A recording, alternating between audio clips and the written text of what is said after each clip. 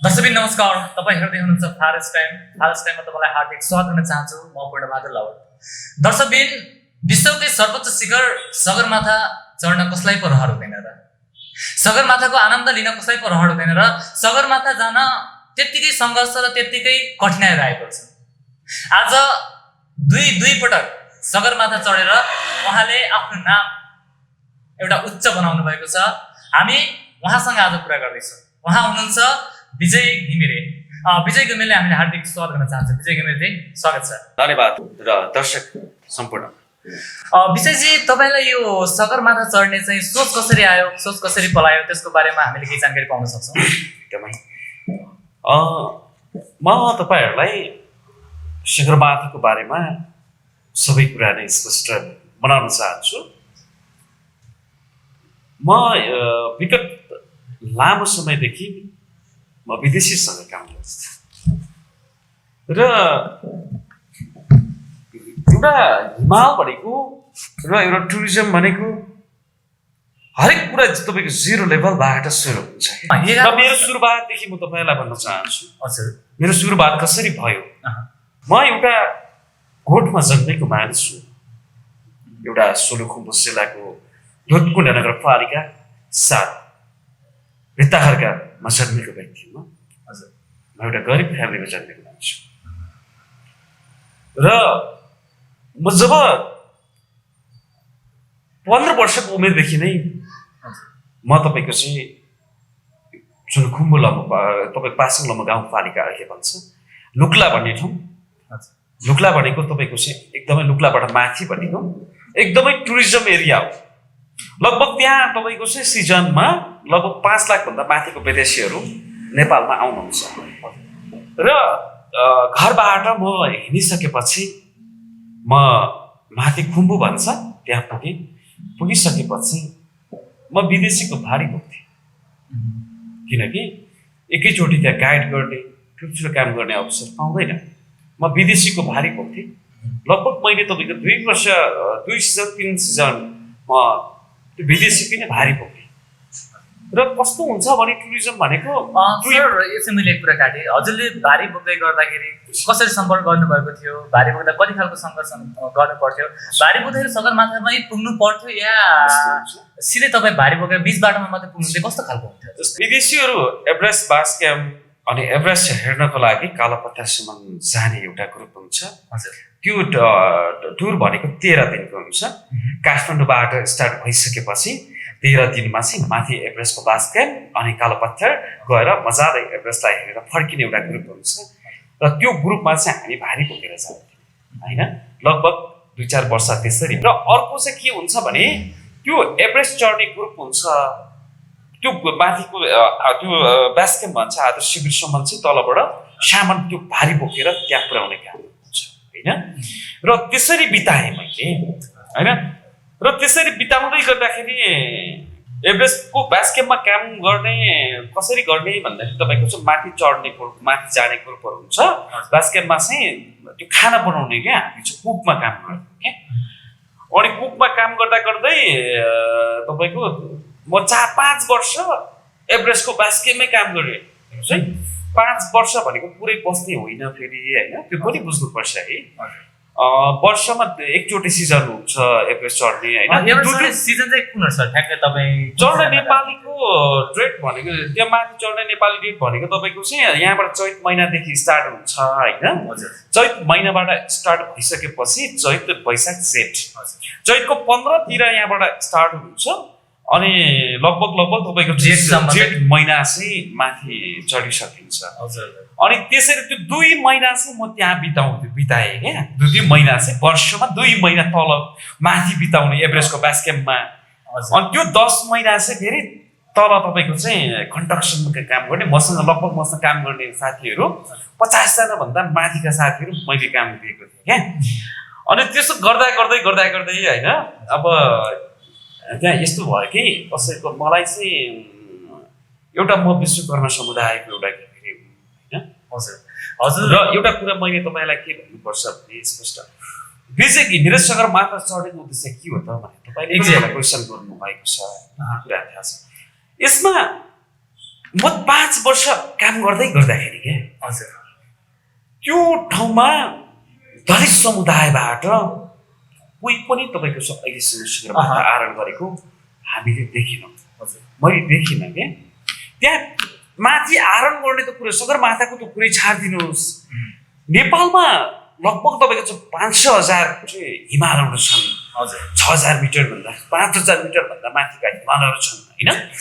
त्यो कुनै पनि आरोहण गरेको हामीले पाइनौँ चाहिँ।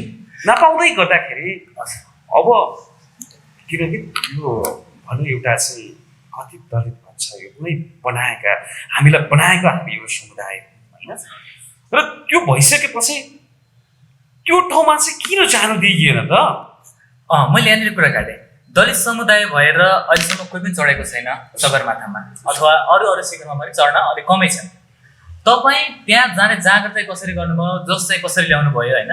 र त्यहाँ जाँदा तपाईँले के खालको स्ट्रगल भयो, के खालका समस्याहरू परे त्यसको बारेमा हामीलाई जानकारी। म तपाईँलाई भन्दैछु मैले जब 5 वर्ष त्यहाँ काम गरिसकेपछि दलित समुदायको कोही पनि व्यक्ति सगरमाथाको अहिलेसम्म आरोहण नभएको कारणले गर्दाखेरि मैले मेन गरेको त्यो कारण त्यही नै हो होइन। र अब त्यो त्यहाँनिर सबै समुदायको मानिसहरू हुन्छन् हुँदै गर्दाखेरि सबैले त्यहाँ एउटा ग्यादरिङ हुन्छ। त्यो ग्यादरिङमा बस्दै गर्दाखेरि के हुन्छ भने के हुन्थ्यो भने होइन, म त अलिकति अब त्यहाँ दाढी पनि लामो टाइपको, अब केस पनि मेरो खैरो होइन, आँखा पनि खैरो। अनि उनीहरूले भन्थ्यो मलाई चाहिँ त्यो इजरायली हो भन्थ्यो क्या। अनि त्यहाँ त्यसले कुरा गर्दाखेरि के गर्थ्यो, त्यो सबै समुदायको मानिसहरू सगरमाथा चढिसकेको छ तर दलित समुदायको मान्छेले चढेको छैन भन्ने कुराहरू त्यहाँ उनीहरूबाट उठ्थ्यो क्या होइन। अनि त्यहाँ भन्थ्यो कुनैले भन्थ्यो कि सगरमाथा दलितहरूले चढ्नु हुन्न नि त, सगरमाथा दलितलाई फाप्दैन भनेर तपाईँको उहाँले त्यस्तो भन्नुभयो होइन। हजुर म त्योभित्र मनै थिएँ, मलाई त्यो कुराहरूले धेरै टेन्सन बनाइदियो कि धेरै तनाव भयो नि त हो कि होइन भन्नुहोस् त। म पनि एउटा यो समुदाय भनेको त मान्छेले बनाएको जात भनेको कस्तो जातिको हुन्छ यार हो कि भन्नुहोस् न। त्यस पछाडिबाट मलाई तपाईँको चाहिँ के भयो, म सगरमाथा चढ्छु एक दिन, मैले जसरी त्यो शिखर चढ्नुपर्छ भनेर म तपाईँको चाहिँ कन्टिन्यू। त्यस पछाडिबाट मैले सबै ट्रेनिङ सकेँ। हिमालमा चढ्ने चाहिने तपाईँको चाहिँ ट्रेनिङहरू आवश्यकता के हो त? 1 वर्षमा सारा ट्रेनिङहरू सबै तपाईँको अब 2 वर्ष भयो ट्रेनिङ पुरै सकेँ। चढिसकेपछि त्यो ट्रेनिङ सकिसकेपछि म यहाँबाट तपाईँको चाहिँ स्टार्ट गरिसक्यो। 2000 तपाईँको चाहिँ 74 साल भूकम्प आएको साल पर्यो हेर्नुहोस् है। 74 सालको होइन, 74 सालको भूकम्प आएको तपाईँको चाहिँ भूकम्प आएको 72 होइन र भूकम्प 72 मा आएको थियो। 74 हो 72 को कुरा गर्दैछु सरी। 72 मा म गएँ हेर्नुहोस् है। 72 मा म चढ्नु गइसकेपछि भूकम्प आयो। हामी क्याम्प 2 नम्बर क्याम्पसम्म हानिसकेको थियौँ। यहाँबाट यति स्ट्रगल गरेर यति दुःख गरेर यति मेहनत गरेर गएको थिएँ म, जसरी नि यो वर्ष म सगरमाथाको टपमा पुग्नेछु भनेर यहाँबाट गएको थिएँ। लास्टमा गएर भूकम्प आयो। भूकम्प आइसकेपछि एभरेस्टको बेस क्याम्पमा 22 जनाको डेथ भयो। 22 जनाको डेथ? हजुर 61 जना घाइते हुनुभयो र सारा लासहरू छरपिट्ट भइरहेको थिए। त्यो हिउँमा सेतो रगत पुरा बगिरहेको थियो, सामानहरू छरिया भइरहेको थिए, आकाशबाट हिउँ पडिरहेको थियो, पुरा नेटवर्क तपाईँको चाहिँ कहीँ पनि छैन। तपाईँको चाहिँ एकछिन फोन लाग्दाखेरि सबै भूकम्पले गाउँ अब तपाईँको चाहिँ नेपाललाई तहस नहस भयो भनेर भन्छ होइन। हजुर त्यो भइसकेपछि त्यति बेला म बाँच्नु सफल भएँ। एउटा ढुङ्गा भेटेको थिएँ। हजुर त्यो ढुङ्गाको पछाडि गएर म लुकेर बसेर म बाँच्नु सफल भएँ। त्यस पछाडिबाट म हाम्रो ग्रुप त्यो साल कुनै पनि चढेन, किनकि नेपालमा त्यस्तो अवस्था भएको थियो। हजारौँ घरहरू भत्किएको थियो, हजारौँ मानिसहरू तपाईँको चाहिँ लाखौँ घरहरू भत्किएको थियो भने हजारौँ मानिसहरू मरेको थिए। त्यो अवस्था हामी सबै फर्क्यौँ। फर्किसकेपछि कति विदेशीहरू रुँदै फर्के, कति नेपालीहरू रुँदै फर्के, तर म खुसी भएर नाच्दै फर्केको थिएँ। सबभन्दा मेरो ठुलो कुरा भनेको मेरो लाइफ हो नि त, म बाँचेको छु, भोलिको दिनमा म चढ्न सक्छु नि त विजय सर भनेर म त मेरो कुरा सुन्नुहोस्, म फर्किरहेको थिएँ। तर फर्किँदै गर्दाखेरि तलबाट के भने दलित समुदायको मानिसले सगरमाथा चढ्नु भएको यो भएर देशमा तपाईँको चाहिँ यत्रो भूकम्प आएको भनेर मैले कथा कथा तपाईँको चाहिँ समाजले कुरा गरेको सुने। यसमा धार्मिक कुराहरू त्यस्तो खालको परम्परागत कुराहरू पनि देखियो। र विजय घिमिरेलाई कस्तो लाग्यो त त्यो जब दलित समुदायको चढ्दाखेरि चाहिँ सगरमाथामा चढ्दाखेरि चाहिँ भूकम्प आयो भन्दाखेरि कस्तो लाग्यो? होइन, एकदमै दुःख लाग्यो। तपाईँको चाहिँ त्यो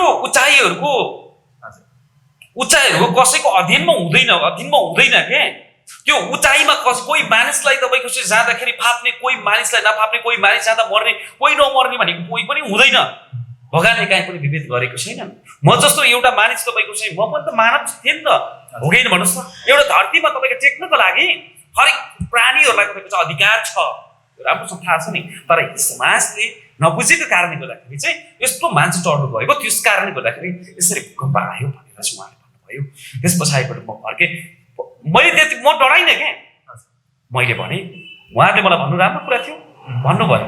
उहाँले मलाई त्यति भन्नुभएको थिएन भने म एउटा समिटरमा एभरेस्ट समिटरमा हुन्न थिएँ होला। तर मैले भने कि विजय घिमिरे मर्नको लागि तयार छ, फापुस् नफापुस् मलाई त्यो मतलब छैन।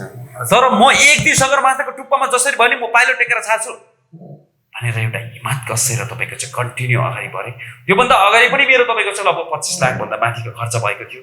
फेरि दोस्रोपल्ट तपाईँको चाहिँ के भयो, म दोस्रोपट्टि अब तीर्थमा म गइनँ। विजयजी तपाईँ एउटा अब हेरेकै सामान्य परिवारको मान्छे व्यक्ति होइन, अब अघि पनि भनिहाल्नुभयो म एउटा गोठमा जन्मेको मान्छे भनेर। तपाईँलाई सगरमाथा आरोहण गर्दाखेरि विभिन्न खालका आर्थिक अवरोहहरू त पढ्यो होला, र त्यो आर्थिक अवरोहलाई चाहिँ तपाईँले कसरी पार गर्नुभयो, कहाँबाट आर्थिक जुटाउनु भयो, कसरी चाहिँ आर्थिक जुटाएर माथि पुग्नुभयो? यस्तो थियो, फर्स्टचोटि तपाईँको चाहिँ जस्तो म पहिलेदेखि अब काम गरिने होइन, कन्स्ट्रक्सनमा काम गर्ने ट्रकिङ लाइन होइन, अनि त्यहाँबाट कमाएको थिएँ हल्का होइन। अनि कति तपाईँको चाहिँ बाबामाले ऋण काटेर दिनुभयो, कति आफ्नो ऋण काटेर लगभग तपाईँको चाहिँ फर्स्टचोटि जाँदाखेरि लगभग 35 लाख जति खर्च भएको थियो मेरो। 35 लाख जति खर्च? त्यति बेला अलिक सस्तो पनि थियो, 35 लाख खर्च भएको थियो। र मैले बाहिरबाट मलाई खासै कहीँबाट पनि सहयोग आएन होइन। र यस्तो हुन्थ्यो, मैले त्यो सोचेको पनि थिइनँ कि त्यत्रो पैसा जम्मा हुन्छ, मैले त्यो शिखर चुन्न पाउँछु होला भनेर सोचेको पनि थिइनँ। त्यो सपना भन्दाखेरि धेरै टाढाको कुराहरू थियो कि। त्यो मैले स्टार्ट गर्दाखेरि मैले कसरी गरेँ भन्ने कुराहरू तपाईँले मान्छेले तपाईँले बुझ्नु चाहनुहुन्छ सबै। मैले के बुझेको थियो भने त्योभन्दा अब म तपाईँको 2008 देखि कन्टिन्यू एभरेस्ट बास्केटमा काम गरेको है। अनि यो हाम्रो पुष्पा कमाउ दालको छोरा प्रकाश दाल हाम्रो अहिले पहिले खाने पूर्व मन्त्री पनि हुनुहुन्थ्यो, हाम्रो बिना मगर होइन।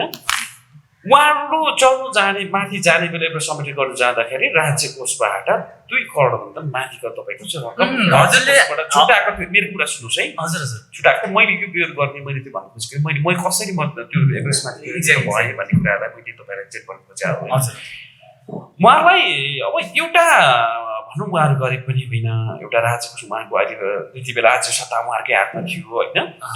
त्यो हुँदै गर्दाखेरि उहाँहरूलाई त राज्य कोषबाट तपाईँको चाहिँ 2 करोड बजेट छुट्याउँदैछ भने हामी तपाईँको चाहिँ एउटा हुन्छ नि एउटा अहिलेसम्म दमन तपाईँको शोषण नपरेका उत्पीडित समुदायबाट होइन सगरमाथा चढ्नु जाँदै गर्दाखेरि चाहिँ राज्य कोषले त हामीलाई राज्यले त केही त रकम त अलिकति हामीलाई पनि दिएला नि त भन्ने तरिकाले मैले त्यो सुरुवात गरेको थिएँ कि।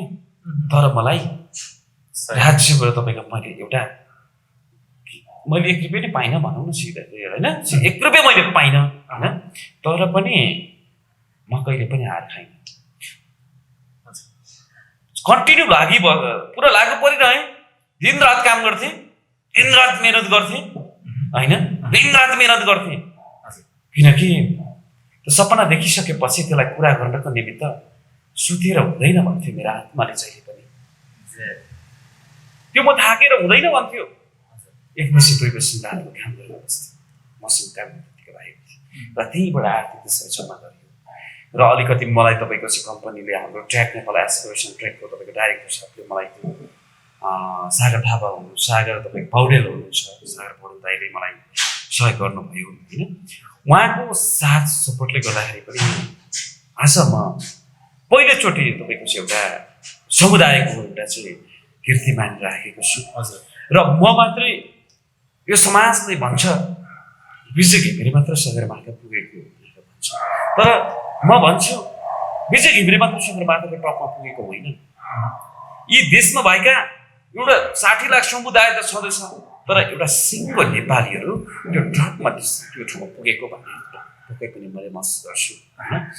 एउटा किनकि त्यो ठाउँमा मैले एउटा 60 लाख दलित समुदायको नेतृत्व मात्रै नभएर देशको नेतृत्व गरेर चाहिँ म त्यो ठाउँमा पुगेको थिएँ, किनकि मसँग एउटा नारा थियो। त्यो नाराको साथमा गएको थिएँ। एउटा राष्ट्र खुकुरी तपाईँको चाहिँ गोर्खालीको हतियार भनेर आज गएर विश्वमा तपाईँको विश्वले चिन्छ। ती हतियार बनाउने तपाईँको चाहिँ हाम्रै ती पुर्खाहरू हुन्। ती हतियार त्यो ठाउँमा अहिलेसम्म त्यो विश्वको उचाइमा पुगेको थिएन। सगरमाथाको शिखरमा हजुरले हतियार पनि पुर्याउनु भएको? राष्ट्रिय खुकुरीलाई तपाईँको चाहिँ पहिलोचोटि पुर्याउने व्यक्ति म तपाईँको होइन। हजुर हजुर। र त्यो राष्ट्रिय खुकुरी पुर्याउँदै मेरो हाम्रो नेपालीको घर त्यो ठाउँमा पुर्याउँदै गर्दाखेरि भनेको त एउटा विजय घिमिरेको मात्रै उचाइ रहेन नि त, यो देशकै उचाइ रहेको थियो कि। त्यो उचाइ त्यहाँसम्मको भएको सारा नेपालीहरूको उचाइ तपाईँको चाहिँ त्यो ठाउँमा पुर्याएको थियो, तर पनि राज्यले हामी जस्तो व्यक्तित्वहरूलाई खोज्न सकेन। त्यस कारणले गर्दाखेरि एकदमै दुःख लाग्छ, तर पनि निरन्तर दिइरहेको छु होइन, दिइरहेको छु। तर त्यहाँबाट फेरि दोस्रोचोटि मैले विभिन्न कार्यक्रमहरू भनेको थिएँ होइन। कार्यक्रम मैले भन्दै गर्दाखेरि एउटा यो देशमा सबैभन्दाखेरि तपाईँको चाहिँ अपहेलित र शोषण दमन नपरेको दलित र महिला एउटै हो। हेर्नुहोस् है, मेरो तपाईँ कुरा मैले काटेँ। हजुर। त्यस पछाडिबाट मैले विभिन्न कार्यक्रम गर्दाखेरि मैले भनेको थिएँ एउटा दलित समुदायको महिलालाई सगरमाथाको टपमा म पुर्याउँछु भनेर मैले तपाईँको चाहिँ बोलेको थिएँ। त्यहाँ फेरि दोस्रोचोटि चाहिँ मैले तपाईँको चाहिँ कपिल वस्तुबाट हुनुहुन्छ ज्ञानमाला रनपाल हुनुहुन्छ, उहाँलाई मैले दोस्रोचोटि चाहिँ जाँदाखेरि मैले महिलालाई लगेर पनि सगरमाथा चढाएँ। उहाँ सगरमाथा तपाईँसँग चढ्नु? हजुर, मैले सगरमाथा उहाँलाई मैले पुर्याइदिएँ टपमा होइन। मैले भन्थेँ, मैले भाषा अब ठाउँमा मैले बोल्नै पाउँदै गर्दाखेरि मैले भन्थेँ बोल्नु ठुलो कुरा होइन, सबभन्दा काम गर्नु ठुलो कुरा हो। तपाईँ हामीलाई फुलबुट्टा भरेर हाम्रो कुरा गर्न आउँदैन, तर हामी यो समाजमा काम गरेर देखाउँछु भनेर म त्यो त्यसरी हिँडेको मान्छे साँच्चीकै मैले त्यो ठट्टा ख्यालमै क्या दुईचोटि सगरमाथा चढ्ने शपथ त भइसु क्या। मैले यसमा चाहिँ कुरा के गर्न खोजेँ भन्दाखेरि विजय घिमिरे सगरमाथा चढ्नुभयो, सगरमाथा चढ्दाखेरिको अनुभव र सगरमाथा किन चढ्नुभयो, कसरी चढ्नुभयो, त्यसको बारेमा किन चढ्नुभयो, विजय घिमिरे किन चढ्यो त सगरमाथा? यति आर्थिक अवरोध, यदि आर्थिक स्थिति कम हुँदै पनि म एनिहाउ चढेर अब अहिलेको युगमा अहिलेको युवा अवस्थामा चाहिँ तपाईँ एउटा उदाहरण तपाईँलाई म स्पष्ट बनाउँछु। यो एउटा आन्दोलन हो, यो आन्दोलनलाई तपाईँको चाहिँ किनकि तोड्नु थियो र एउटा दलित समुदायहरूलाई एउटा मन्दिरभित्र पस्नु पनि त गाह्रो छ, दिँदैनन् होइन। भनिसकेपछि त्यो उचाइमा पुग्नु भनेको त फलमको चिउरा खानु जत्तिकै गाह्रो थियो क्या हो। त्यसो हुनाले गर्दाखेरि पनि त्यो उचाइहरू तपाईँको चाहिँ मैले पनि सुन्न पाउनुपर्छ। म पनि मानव हो, म पनि गर्न सक्छु। यो समाजमा तपाईँको चाहिँ कसैले त्यसलाई बार हालेर कसैलाई आएको छ भने त्यो बार भत्काउनुको लागि हामी जस्तो युवाहरू तयार हुनुपर्छ भनेर सगरमाथाको टपमा चढेको। समान्त मान्छेले म त्यो ठाउँमा पुगेर आउँदै गर्दाखेरि यी समाजले त यो तपाईँको जात भनेको त कुनै तपाईँको चाहिँ मान्छेले बनाएको रहेछ नि, भगवानले बनाएको रहेन जस्तो आज गएर सगरमाथामा फलाना जात समुदायको मान्छेले पनि त चढेर आयो। एउटा तपाईँको चाहिँ उहाँहरूले मलाई हेर्ने दृष्टिकोण, मेरो समाजलाई हेर्ने दृष्टिकोण अलिकति त के परिवर्तन त भयो नि त हो। त्यसो हुनाले गर्दाखेरि पनि सगरमाथाको मैले उचाइहरू चढाए हो। विजयजी, सगरमाथाको उचाइ चढ्दाखेरि बाटो त अब एकदमै त्यहाँ त पहाड, यत्रै हिमाल, हिउँ मात्र हुन्छ। चढ्दाखेरि कतिको सङ्घर्ष गर्नुपर्छ त्यहाँनिर होइन, कसरी माथि चढ्नुहुन्छ, के हुन्छ हतियारहरू, त्यसको बारेमा हामीलाई के जानकारी दिन्छ? अब यो सबै कुरा गर्ने भने धेरै टाइम लाग्छ होइन, 2-4 घन्टामै बित्छ हो कि भन्नुहोस् न। त्यसको बारेमा किनकि मान्छेले जान्न चाहन्छ, उचाइको कुराहरू गर्दाखेरि सङ्घर्षको कुराहरू गर्यो भने तपाईँहरूले रात दिन पनि बित्न सक्छ। सर्टकटमा भन्नु पर्यो। कस्तो छ भने त्यहाँ भनेको एभरेस्ट बास क्याम्प भनेको तपाईँको चाहिँ यहाँबाट एभरेस्ट जब सुरुवात हुन्छ सुरुवात भइसकेपछि यहाँबाट लुक्ला प्लेनमा लुक्ला गइन्छ लुक्लाबाट 7 दिन हिँडिसकेपछि लगभग 7 दिन 9 दिन हिँडिसकेपछि एभरेस्टको बेस क्याम्प पुगिन्छ Everest base camp 5,500 metre high मिटरमा पर्छ अनि त्यहाँ गएर बसिन्छ होइन त्यहाँ गएर बसिसकेपछि त्यहाँ भनेको सबै आइस मात्रै हो है जमिनै पुरै आइस हो क्या सबै यस्तो भित्ताहरू हुन्छ त्यो सबै खन्ने हो खनिसकेपछि त्यो मैदान बनाउने हो त्यस पछाडि ट्रेन लिएर टाँगेर त्यहाँ बस्ने हो होइन अनि त्यस पछाडिबाट त्यहाँनिर एउटा पूजा हुन्छ होइन ठुलो पूजा हुन्छ पूजा भइसकेपछि त्यो जुनसुकै धर्मको होस् होइन चाहे मुस्लिम चाहे हिन्दू होस् चाहे बुद्धिस्ट होस् चाहे तपाईँको त्यो क्रिस्चियन होस् एउटै खालको पूजा हुन्छ क्या जस्तो त्यो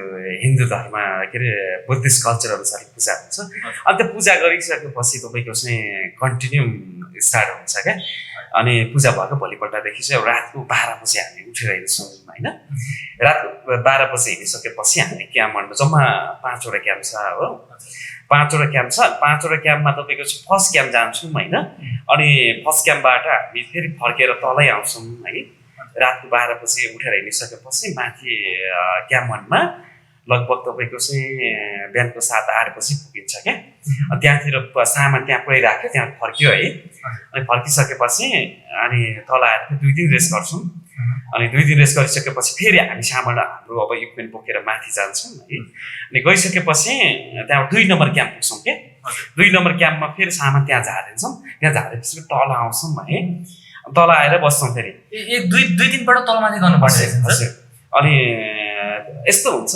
एकैचोटि माथि बस्नु सकिँदैन माथि एकैचोटि बस्दाखेरि के हुन्छ भने राति अब तपाईँको चाहिँ त्यो अक्सिजन पुग्दैन होइन अक्सिजन नपुगेपछि मान्छे सुत्दै भइन्छ क्या त्यो भएर पनि हामी माथि जाँदै माथि पुग्दै तल फर्किन्छौँ फेरि माथि पछौटि जाने बेला हामीसँग टेन्ट चाहियो खानेकुरा चाहियो होइन सबै कुरा त बोक्नु एकैचोटि सकिँदैन नि त बोक्ने भने त्यहाँ त धेरै बोक्ने 20 केजी बोकिन्छ त्यो सामान माथि पुगेर त्यो सामान पुऱ्याउने त्यहाँबाट सामान पुऱ्याइसकेपछि सबै तयारी भइसकेपछि मात्रै त्यहाँ हामी ट्रेन टाँगेर बस्छौँ क्या अनि क्याम्प 2मा तयारी भइसकेपछि क्याम्प 2मा सबै सामान त्यहाँ पुऱ्यायो होइन त्यहाँ पुऱ्याइसकेपछि त्यहाँबाट क्याम्प 2 गएर बस्छौँ हामी क्याम्प 2 बसिसकेपछि अनि त्यहाँबाट माथिको स्टार्ट हुन्छ कि क्याम्प 2बाट माथि क्याम्प 3 क्याम्प 4 सुरु हुन्छ क्या त्यहाँबाट होइन अनि त्यो 2टा क्याम्प त्यो बाटो बनाउनेदेखि लिएर डोरी टाङ्नेदेखि लिएर सामान 2 नम्बर 3 नम्बर 4 नम्बर त्यो अक्सिजन तपाईँको पुऱ्याउने कामहरू सबै हुन्छ होइन अनि त्यो भइसकेपछि त्यहाँबाट 8,000 मिटरसम्मको ट्रेन टाँगिसकेपछि 8,000 मिटरबाट माथि तपाईँको चाहिँ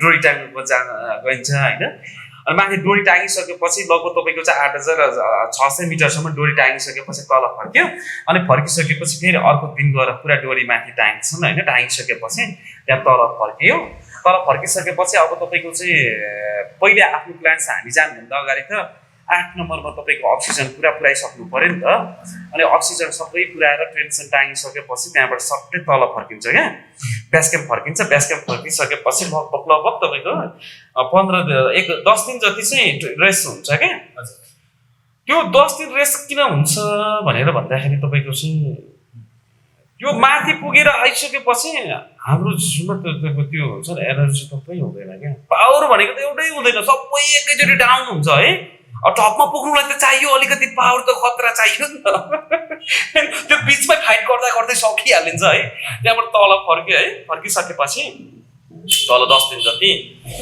बसेपछि कोही काठमाडौँतिर आउँछन् कोही तल गएर पुरा टाइट गरेर बस्छन् होइन अनि त्यहाँबाट ठ्याक्कै वेदर रिपोर्ट हेरेपछि सर्लक्क त्यहाँबाट माथि जाने के त्यस्तो छ होइन अनि यसमा भनेको सामान भनेको तपाईँको इक्विपमेन्टको कुरा गर्नुभएको थियो होइन इक्विपमेन्ट भनेको यसमा अलिकति महँगो इक्विपमेन्ट पर्छ लाउनुको लागि तपाईँको चाहिँ लगभग 10 लाखको त तपाईँको चाहिँ इक्विपमेन्टै चाहिन्छ एकदम महँगो छ अब एउटा जुत्तालाई तपाईँको चाहिँ 1 लाख तपाईँको चाहिँ लगभग 1,50,000 तिर्नुपर्छ है अनि एउटा सक्सको तपाईँको चाहिँ 30,000 तिर्नुपर्छ अनि त्यो बाहिरबाट आउने डाउन सुट हुन्छ होइन डाउन सुटको तपाईँको 1.5 लाख तिर्नुपर्छ है अनि त्यहाँबाट त्यो इक्विपमेन्टहरू त्यो हिउँमा गाड्नेहरू हुन्छ नि तपाईँको त्यो हिउँमा लाउनेहरू सबै यो सेफ्टीहरू अति नै धेरै महँगो पर्छ सनग्लासदेखि लिएर हातमा पन्जादेखि लिएर टोपीदेखि लिएर त्यो अब तपाईँको तल लगाउनु छुट्टै चाहियो माथि लगाउनु छुट्टै चाहियो होइन स्लिपिङ ब्यागदेखि म्याट्रेसदेखि लिएर सबै तपाईँको डबल चाहिन्छ हेर्नु है अनि त्यो गर्दा लगभग तपाईँको चाहिँ त्यो आफूले लाउने मात्रै लगभग 10 लाखको चाहिँ तयारी गर्नुपर्छ हेर्नुहोस् है 10 लाख भए लगभग तपाईँको इक्विपमेन्ट उर्किन्छ सबै तयार हुन्छ है त्यो चाहिन्छ है अनि माथि अब जानुको लागि भनेको चढ्नुको जानु लागि इक्विपमेन्ट भनेको अब तपाईँको चाहिँ डोरी चाहियो पहिलो कुरा त होइन यस्तै हुन्छ डोरी टाङ्नु पर्यो है अनि अर्को भनेको तपाईँको चाहिँ त्यो रक अब यो आइस हो यो त पुरै आइस हुन्छ त्यहाँनिर तपाईँको चाहिँ आइसमा हाने आइस स्क्रु भन्छ भित्तामा आइस स्क्रु हान्नु पर्यो रोप टाङ्नुको लागि त्यो चाहिन्छ होइन अर्को तपाईँको चाहिँ अब रक भेटिन्छ ढुङ्गाहरू भेटिन्छ ढुङ्गाको अब यस्तो चिबिया यस्तो ढुङ्गा फुटेको हुन्छ नि कहाँ रक पिटा ट्याक्क राख्नु ट्याक ट्याक ठोक्ने होइन अनि डोरी ट्याक ट्याक्क तान्दिने क्या होइन त्यो डोरी त 20 मिटरको डिस्टेन्समा तान्ने त्यो चाहियो अनि अर्को यस्तो बार भन्छ हाम्रो त्यति लामो यस्तो बार हुन्छ होइन यो यस्तो बार भयो अब यो भित्तामा चाहिँ यसरी ड्याङ ड्याङ ठोक्यो यहाँ डोरी यसो ड्याङ दिने त्यो चाहिन्छ होइन त्यस पछाडिबाट त्यो बाटो बनाउनुको लागि त्यो 3-4वटा सामान भयो पुरा भयो है अब माथि जानुको लागि चाहिँ अब खानुको लागि कुरा आउँछ होइन खानुको लागि भने तपाईँको चाहिँ अब अक्सिजन चाहियो है अनि त्यहाँबाट हाई फ्रुटहरू चाहियो हाई फ्रुट भनेको तपाईँको चाहिँ अब त्यहाँनिर भनेको त अरू खाना पकाएर खाने कुरा हुँदैन होइन त्यो हाई फ्रुटहरू अब पानीहरू तपाईँको तयारी गरेर बोक्या हुन्छ चक्लेटहरू बोक्या हुन्छ होइन त्यस्तो त्यस्तै हो क्या तपाईँको चाहिने सामान अब विजयजी हजुर सगरमाथा चढिसक्दाखेरि होइन सगरमाथा चढ्दाखेरि चाहिँ तपाईँको आँखा अगाडि चाहिँ तपाईँका सहकर्मीहरू तपाईँका साथीहरू कहीँ हिउँमा पुरिएको अवस्था केही त्यस्तो केही खालको छ समस्याहरू परेको तपाईँले देखेको तपाईँको आँखाले देखेको सगरमाथा चढ्नु भनेको मैले अघि भनिसकेको छु बाँच्ने भनेको 100 मा ओन्ली 5% लाइफ जब म छु भने तपाईँको छु भने होइन सगरमाथा यति चढ्नु चाहने हो भने आफ्नो बाउ आमा फ्यामिली दाजुभाइ दिदीबहिनी सबै त्यागेर जानुपर्छ बाँच्ने भनेको ओन्ली 5% 8,000बाट भनेको तपाईँको डेड जोइन लाइफ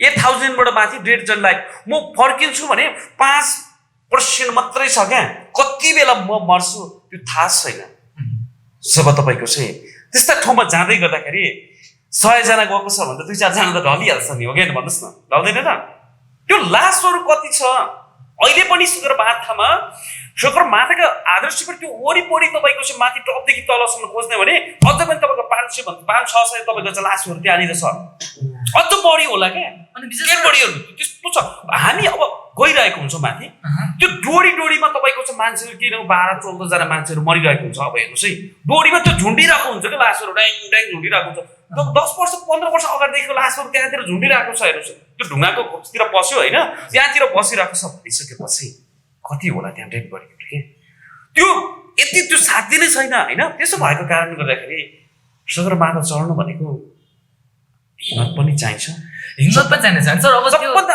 आँट सबभन्दा धेरै लासहरू हुन्छ लासहरूलाई पनि कुल्चेर माथि जान कोसिस गर्नु पर्यो एकदमै एक्ज्याक्टली हजुर त्यो किनकि त्यो कमजोर मुटु कमजोर हुने मान्छेहरूले किनकि खर्च नगर्नु भन्छु के म हो कि भन्नु न भोलि गइसकेपछि मान्छेले के हुन्छ माथि टपमा पुग्ने त अर्थ सबैले छ हेर्नुहोस् विजयजी तपाईँ सगरमाथा चढ्दै गर्दा विभिन्न खालका लासहरू देख्दै तपाईँ माथि त मन ढुक्क बनाएर माथि चढ्नु त भयो होइन चढ्दाखेरि तपाईँ जब सगरमाथामा पुगेर तपाईँले नेपालको खुकुरीलाई हातमा हल्लाउँदाखेरि तपाईँको अनुभव कस्तो भयो तपाईँले त्यहाँ कस्तो महसुस गर्नुभयो त्यसो कुरै गर्नु के भन्ने अब त्यसलाई त्यतिसम्म खुसी थियो क्या संसार जित्या जस्तो भएको थियो संसार जित्या जस्तो हजुर 8,848 जाँदाखेरि तपाईँको चाहिँ साइडबाट पुरा घामहरू लागिरहेको थियो त्यो भर्खर तपाईँको चाहिँ स्याउ जस्तो तपाईँको चाहिँ घाम होइन टक्क पुरा हिउँछ वरिपरि तपाईँको चाहिँ दृश्य पृथ्वीलाई देखिन्थ्यो नजिक यो आकाश नजिक देखिन्थ्यो पृथ्वी सानो भलिबल जस्तो पुरा टिक्लिक्क सानो ट्याक्क त्यो माथि आफू टक्क हुँदाखेरि त्योभन्दा रमाइलो के होला र सर लाइफमा हो कि भन्नुहोस् न त्यस पछाडिबाट टक्क मैले चाहिँ मेरो झोलामा नेपालको झन्डा नेपालको तपाईँको चाहिँ राष्ट्रिय खुकुरी थियो होइन टक्कसँगले तपाईँको चाहिँ निकालेँ होइन निकालिसकेपछि टक्क निकालेर त्यहाँ फोटो खिच्नु थालियो होइन फोटो खिच्नु तपाईँको चाहिँ बस्दाखेरि लगभग आधी घन्टा बसेछ आधी घन्टा बसेको त 5 मिनट बसेको जस्तो नै भएन क्या अब त्यति आनन्द के हेर्नुहोस् है वाउ त्यो टपमा नपुगेर कति मान्छेहरू बाटोमा अस्तायो होला हो कि भन्नुहोस् न हजारौँ वर्ष तपाईँको 10-15 चोटिसम्म ट्राई गरेर करोडौँ मान्छेहरू सकिया छ त्यो शिखरमा पुग्नु सकिया छैन तर म तपाईँको चाहिँ त्यो ठाउँमा पुगेँ नि त त्यो भन्दाखेरि खुसियाली के हो त तर पनि म खुसी थिइनँ फेरि किन किन किन भन्नुहोस् न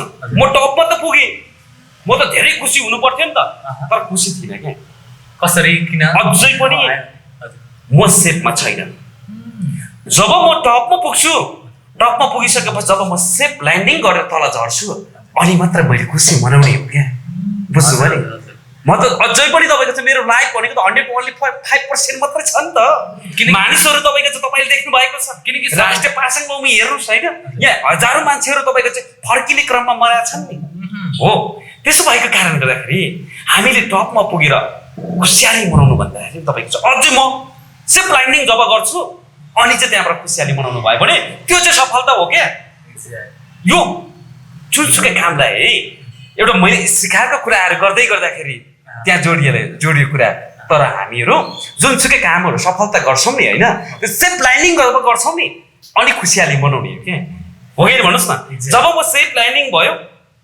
त्यस पछाडि मैले मलाई संसार जितेको साँच्चीको महसुस भएको थियो र त्यसरी नै हाम्रो देशलाई हाम्रो नेपाललाई हाम्रो शिखरहरूलाई तपाईँको चाहिँ हामीले विश्वमा चिनाउनु पर्छ हाम्रो शिखरहरू आज गएर एउटा विश्वको तपाईँको एउटा यो मेरो शिर जस्तो मेरो देशमा भएका तपाईँको पृथ्वीको एउटा चाहिँ शिर मेरो देशमा छ हो यही शिरलाई तपाईँको चाहिँ हामीले राम्रोसँगले डेभलपमेन्ट गरेर या टुरिज्मलाई डेभलप गरेर टुरिज्मलाई तपाईँ पर्यटन प्रवर्धन गरेर तपाईँको चाहिँ लाखौँ विदेशीहरूलाई यही मैले चुमेको त्यो शिखरमा तपाईँको मैले यदि चुमाउनु सकेँ भने मेरो देशको मानिसहरू केही नभएको पनि तपाईँको चाहिँ 10 लाख मान्छेहरू यहाँ बसेर काम गर्न पाउँछन् र ती 10 लाख तपाईँको विदेशीले ती शिखरहरू सुन्न थिए भनेर एउटा तपाईँको सन्देश पनि दिनको लागि हामी गएको हो अघि भन्नुहोस् न कति मान्छेको सगरमाथा भनेर थाहा छैन नि त कहाँ छ मेरै म बाहिरको कुरा गर्न चाहन्न तपाईँलाई मेरै देशको नागरिकता थाहा छैन अहिले हेर्नुहोस् मसँग तपाईँको एउटा नेपालीलाई यहाँ आएर डिबेट बनाइदिनुहोस् तपाईँले सगरमाथाको बारेमा तपाईँको चाहिँ 100 तपाईँको 10% पनि थाहा छैन हामी नेपालीबाट म तपाईँको मिडियाबाट भन्न चाहन्छु बुझ्नु आवश्यक हो यति चढ्नु सबैजना सकिँदैन तर पनि सगरमाथाको बारेमा हामीले एउटा विदेशी भेट्छौँ भने हामी त 100% नभने 50% भन्नु सक्नुपर्छ क्या हो कि भन्नुहोस् न हो त्यस्तो कारणले गर्दाखेरि हामीले सगरमाथाको बारेमा चढ्नुलाई के लाग्दो रहेछ कति खर्च लाग्छ विदेशीलाई कति लाग्छ नेपालीलाई कति लाग्छ त्यहाँ जानुको टाइम कति लाग्छ हो कि भन्नुहोस् न कति महिना ट्रेनिङ कस्तो कस्तो ट्रेनिङको आवश्यकता पर्छ यी कुराहरू सबै बुझ्नुपर्छ यदि तपाईँको चाहिँ उहाँहरूले गएर बुझ्नु चाहनुहुन्छ भने हामीलाई यसरी तपाईँको चाहिँ अब युट्युब च्यानलबाट पनि हामी तपाईँको स्पष्ट बनाइदिन चाहन्छौँ त्यसलाई उहाँले ध्यान गरेर हेरिदिनु पर्यो हो कि भन्नु न हुँदै त्यो गर्दा बुढाबुढीको झगडा परेको यहाँ चोर रुट्या दुनियाँ चाहिँ तपाईँको ध्यान गरेर हेरिदिन्छन् फेरि राम्रो कुरा पस्दैन समाजमा त्यो भइसकेपछि यस्ता कुराहरू फेरि तपाईँ हामीलाई खिच्नु मन पनि लाग्दैन बोल्नु मन पनि लाग्दैन त्यसो भएर दर्शकले हामीलाई यस्तो भिडियोहरू हेर्नु छ भने यो भिडियोहरूलाई तपाईँको हौसला दिनु पर्यो यसबाट हो कि सेयर गर्नु पर्यो लाइक गर्नु कमेन्ट गर्नु पर्यो विश्व सामु पुऱ्याउनु पर्यो मेरो देशको शिखरलाई आज गएर तपाईँ विश्वमा चिनाउनु पर्यो भनेर लाग्यो भने यो चाहिँ राम्रो कुरा हो नि त यो त मेरो लागि मात्रै होइन नि त मेरो देशको लागि हो नि त हो कि भने त्यसो हुनाले गर्दाखेरि हामी टुरिज्म र मेरो देशको शिखरलाई चुनाउनुको लागि हामी सारा नेपालीहरू लाग्नुपर्छ र यस्तो भिडियोहरू हेर्नुको लागि तपाईँको चाहिँ अलिकति मान्छेहरू छ नि तपाईँको अहिलेको युवा युवतीहरू इन्टरटेनमेन्टमा मात्रै गइदियो कि एक्ज्याक्टली त्यसो भने यस्तो भिडियो तपाईँले मौका बोल्ने मौका दिनुभयो विजयजी यहाँलाई धेरै धेरै धन्यवाद हाम्रो निम्तालाई स्वीकारेर यहाँसम्म आइदिनु भयो तपाईँलाई धेरै धेरै धन्यवाद दिन चाहन्छु दर्शकबिन सगरमाथा शिखरमा चढ्नु भएको विजय घिमिरेको सङ्घर्षको बारेमा हामीले आज कुरा गरेका छौँ र यो भिडियो तपाईँलाई कस्तो लाग्यो जस्तो लाग्यो त्यस्तै कमेन्ट गरिदिनु होला र अन्तिममा विजय घिमिरेसँग तपाईँ पनि सगरमाथा चढ्न चाहनुहुन्छ भने विजय घिमिरेसँग तपाईँले सम्पर्क गर्न सक्नुहुनेछ र त्यो सम्पर्कको लागि तपाईँले यसमा कमेन्ट छर्दा पनि हुन्छ अथवा हामी विजयजीको हामी केही लिङ्कहरू केही डिस्क्रिप्सनहरू हामी हाम्रो भिडियोको डिस्क्रिप्सनमा राख्नेछौँ हस् नमस्ते